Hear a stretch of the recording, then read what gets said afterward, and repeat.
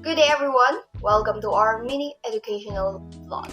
So, as a requirements for our final project in our multicultural diversity subject in college, so we are tasked to do an educational vlog. So, our group title is Generation in the Workplace. So we're gonna tackle about different issues in the workplace. We have baby boomers, millennials, Generation X, Y, and Z.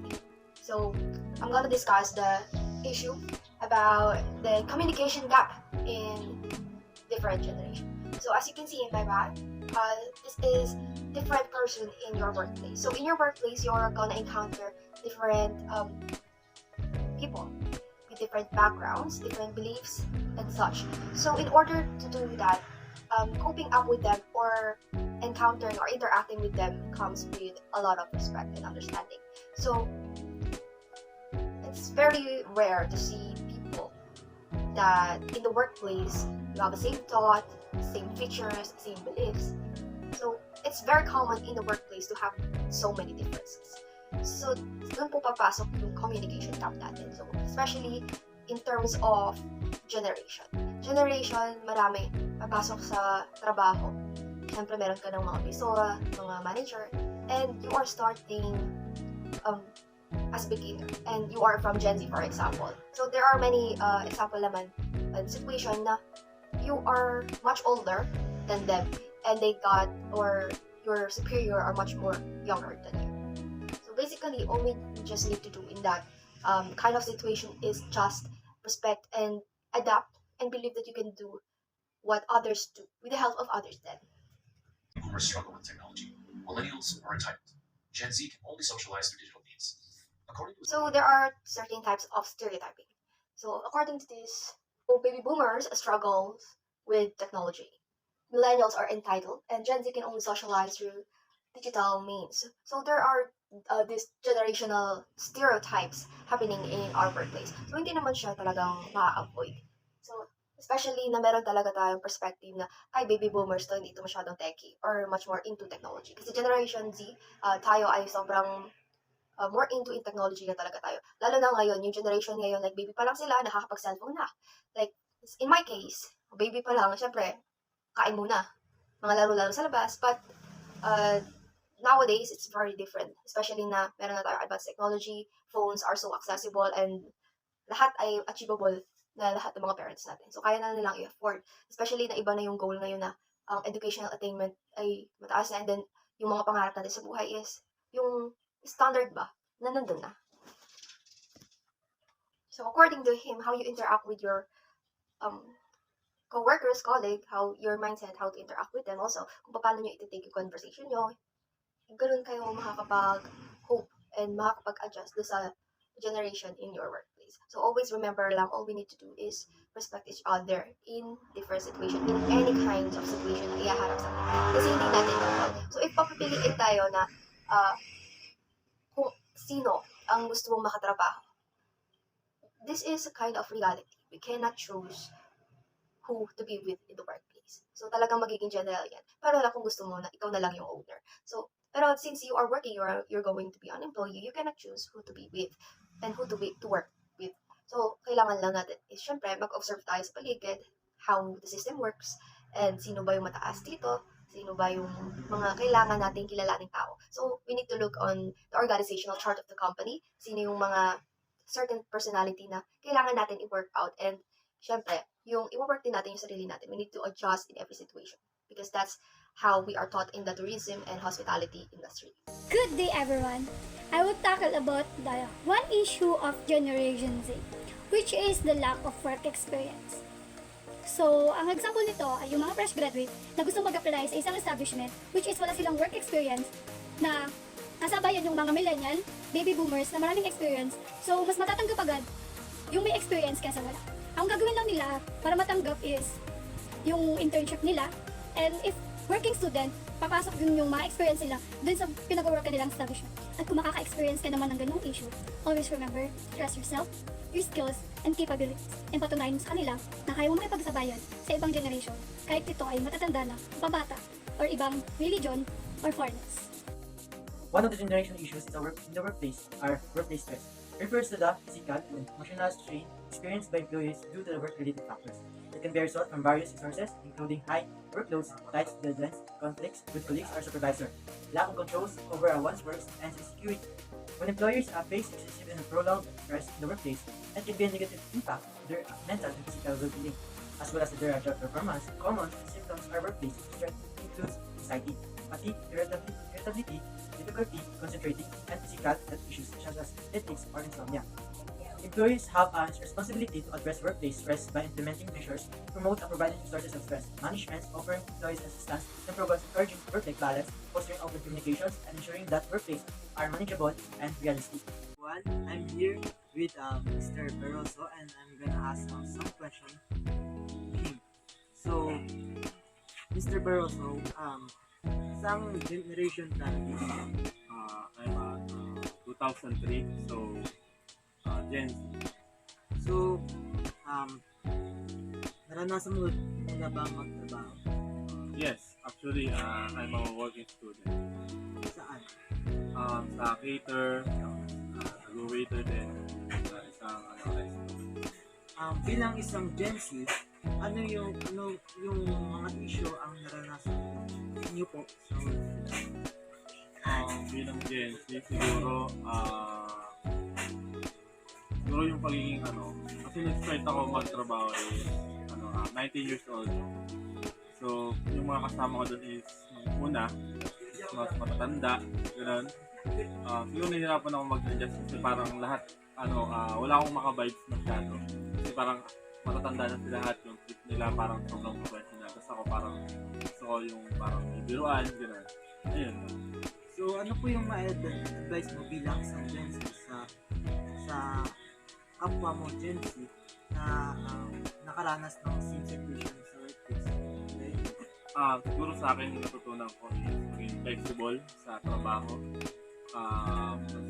Adapt mo yung mga ginagawa ng mga kasama mo sa trabaho. Para magagamit mo din siya pagka, for example, maging leader ka din sa isang workplace. So, alam mo na kung paano i-handle. Ayun. So, yun nga. Narinig po natin yung sinabi ni Mr. Barroso and that's all. Thank you. Thank you. So good day everyone, I am Trisha Laris and today I'll be discussing one issue that millennials often face in the workplace. So one issue that millennials often face in the workplace is lack of opportunities for career advancement and professional development. So many millennials prioritize personal growth and career progression, but they may find themselves stuck in roles that do not offer clear paths for advancements. So this can lead to frustration, disengagement, and higher turnover rate. So, as what I've said, the issue is a lack of career advancement opportunities. So, millennials tend to seek out jobs that not only offer competitive salaries but also provide opportunities for learning, development, and career progression. When they perceive a lack of advancement opportunities, they may feel undervalued and unmotivated, which can negatively impact their productivity and overall job satisfaction. So, this issue is compounded by the fact that many organizations have hierarchical structures where promotions and advancement are slow or unclear. So for the solution for this is to implement clear career pathways and development programs. For the first step is define clear career paths. So employers should create and communicate clear career progression paths within the organization. This involves outlining the skills, experiences, and milestones required for each level of advancement. Second step is offer professional development programs. Organizations should invest in training and development programs. This can include workshops, online courses, mentorship programs, and opportunities for continuous learning. Third step is regular performance reviews and feedback. Conduct regular performance reviews to provide employees with constructive feedback and discuss their career goals. So this helps in aligning their aspirations with organizational goals. Fourth step is mentorship and coaching. Implement mentorship programs where experienced employees can guide and support millennials in their career development. So this also fosters a culture of knowledge sharing and collaboration. For the fifth step, job rotation and cross-functional projects. Encourage job rotation and involvement in cross-functional projects. So this allows millennials to gain diverse experiences, develop a broad skill set, making them more versatile and valuable to the organization. And for the last step, which is the recognition and reward programs. So recognize and reward employees for their achievements and contributions. So this not only boosts morale but also reinforces the value the organization places on employee development. And for the example of this implementation is that a company could create a career development committee responsible for overseeing employee growth initiatives.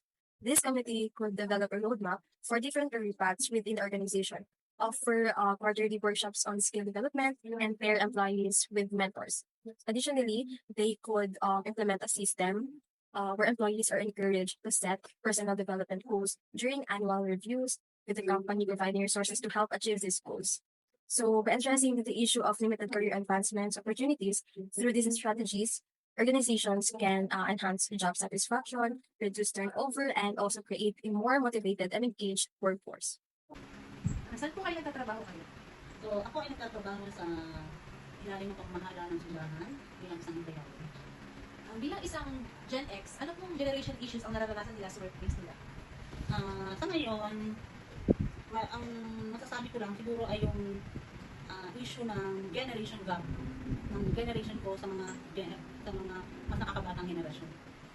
But, hindi, mas maliit, magkaiba kami ng perspective na tinutunghayan, na pinaniniwalaan. Kaya masasabi ko na yun yung issues. And then isa pa yung pakikibagay sa mga kasama mo sa trabaho. Ano pong may advice nila sa kapwa nila ka-generation na nakakaranas ng same situation sa workplace nila? Siguro unawain na lang ang makibagay sa mga nakakabatang henerasyon at doon din sa mga nakakabatang henerasyon ang hinihiling din namin na irespeto din kami sa aming mga henerasyon. Diba? Respect each other. So, yun lang. Thank you po. Saan po kayo nagtatrabaho ngayon? Nag-work po ako from McDonald's. Bilang isang millennials, ano pong generation issues ang nararanasan nila sa workplace nila? Siguro discrimination in terms of siguro, example is yung mga katrabaho mo is matagal na sa workplace or mas matanda sila sa'yo or mas ahead sila sa'yo at ikaw mas bata ka. So parang ang issue dun is parang ina-underestimate ka nila na okay, mas bata ka at bago ka lang sa workplace mo is hindi mo na kaya gawin yung mga nagagawa mo.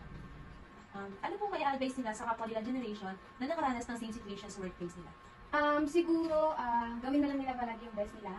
And then, ayun, kasi parang wala naman silang kailangan dapat i-prove sa mga tao na yun. Basta, gawin nila yung tama, yung kung ano yung work nila, and then gawin lang nila yung yung nila dapat.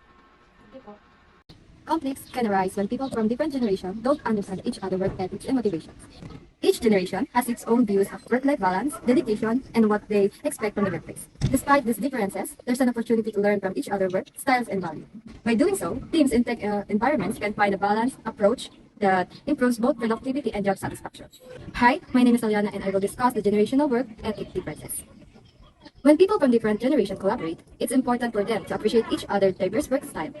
Understanding differences in work ethic, attitudes toward authority, and preferences for collaboration can contribute greatly to their collective success in their jobs. The concept of work ethic has long been a staple in professional settings, representing an individual's attitude towards work and their commitment to it. However, this understanding varies greatly across different generations, prompting questions about what work ethic means to each group and why such discrepancies exist. Having different generations working together has caused big challenge. Older generations, especially baby boomers, often call younger generation inside out. They think younger generation don't have the same determination and grit they had there in their careers. They see younger people wanting flexibility and work-life balance as not being committed enough. Understanding that each generation's work ethic is shaped by their societal and economic condition is essential. Rather than being misunderstandable, the emphasis should be fostering intergenerational understanding and collaboration to leverage the strength of each generation, create a grateful and productive work environment. Hello po, magandang araw. Ako po si Sir Ben from Paliparan National High School at ako po ay isang guro sa mathematics. Ayun po, bilang isang guro po, so syempre yung sa namin, sa faculty po namin, meron kaming mga dito, iba't ibang generations na mga kasama tulad po namin, may mga nauna po sa amin, sa mga millennials po, po. So, ang common na naging problem na po or issue na kinakaharap namin is, halimbawa po, kami po na mga nasa generations namin, po sa millennials, po, yung inaasahan po halimbawa sa technologies, po kasi po, iba po na yung mga kasama, medyo nahihirapan sila mag-aral po ng technology, kaya po minsan sa amin po binibigay, which is, goods lang naman po sa amin, okay lang naman po, at wala nang problema doon kasi lahat naman po kami ay nagtutulungan, po, at alam naman po natin na yung mga nauna po generation natin is sobrang sipag, po. So, yun na po yung sa tingin ko nagiging issue sa part po namin, which is, goods naman po siya, wala pong problema. At tulungan lang po sa isang workplace para po maganda po yung ating magiging environment and makapagtrabaho po tayo ng maayos. Yun naman po. Magiging advice po namin, po, for those na kasama po namin in our generation and also po sa mga ibang generation na mas mga nakuna po sa amin, ano po, o sa ka-generation ko na lang po sabihin naman po natin, ano po, patuloy lang po tayo magtulungan sa ating workplace, ano po nang sabihin po ay maganda po yung magiging environment po natin, ano po maganda yung samahan, ano po, tulungan lang kumbaga. Actually, hindi lang naman po, kasi mas magaan magtrabaho kung ang makasamahan po natin sa work po natin ay ka-vibes po natin, ka-jam po natin, yun lang naman po.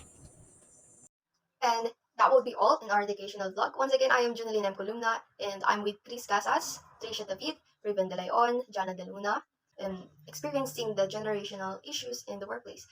We thank you for being our interview. And that will be all. Thank you.